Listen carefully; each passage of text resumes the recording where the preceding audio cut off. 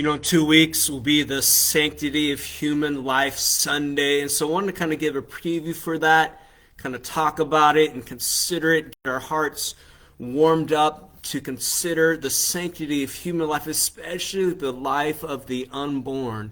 So we're going to just at a few scriptures, read the scriptures, talk about it a little bit.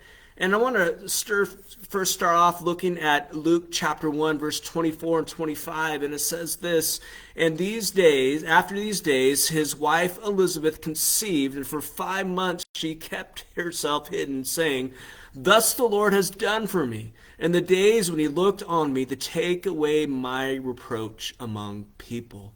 I first just want to point off right there that Elizabeth, who was older, she considered it a blessing to be pregnant. She considered that unborn baby to be a blessing from God, because it was a blessing from God. So much so, it goes on to say, "And when Elizabeth heard the greeting of Mary, Mary the mother of Jesus, the baby leaped in her womb, and Elizabeth was filled with the Holy Spirit, and she exclaimed with a loud cry, 'Blessed are you among women, and blessed is the fruit of your womb.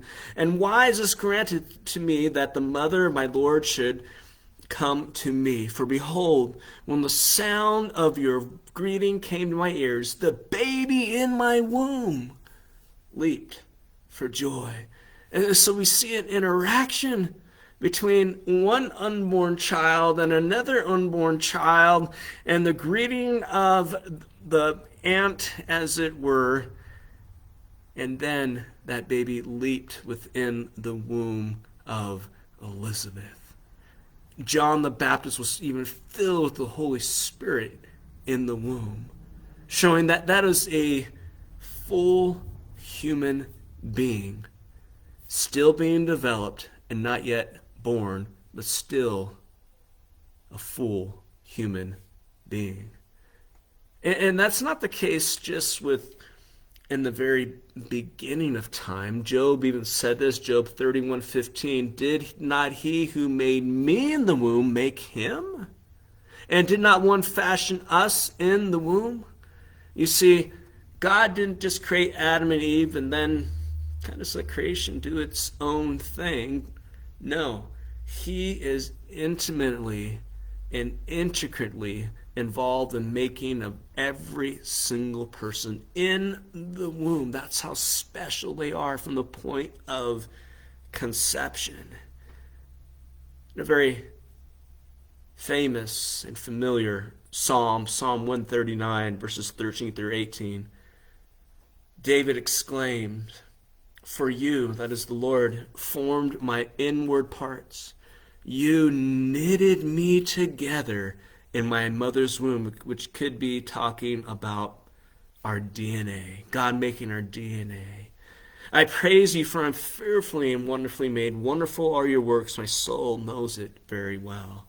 My frame was not hidden from you when I was being made in secret in the womb, intricately woven in the depths of the earth. For your eyes saw my unformed substance, and in your book were written, every one of them, before he was born. Every one of them, the days that were formed for me, when as yet there was none of them."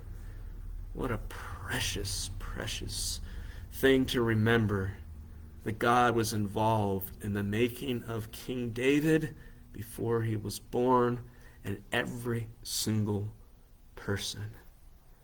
But what happens when one of those unborn children, when they die? What about those who are aborted? What about those who just for some reason may die right after birth? Well, King David said this about his child that died at a very, very young infant age. He said this, "But now he is dead. But why should I fast? Can I bring him back to me?" The answer is no. "But I shall go to him, but he will not return to me," saying, one day I'm going to see that child in heaven. Those children who die before the age of accountability are innocent.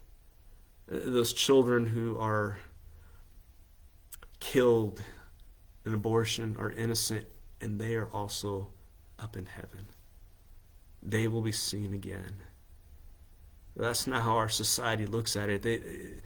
This issue about abortion has been around pretty much all of human history.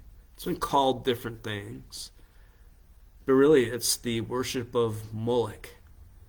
And it says here in Psalm 106, verse 37, they sacrificed their sons and their daughters to the demons. They poured out innocent blood, and the blood of their sons and daughters, whom they sacrificed to the idols of Canaan. And the land was polluted with blood. We see that all throughout the Old Testament. And how they would give over their firstborn, they would give over one that was precious to the idol Moloch, to the god of Moloch, showing that they're giving away, they're killing something sacrificially. I mean, obviously it's their child, but they're doing it,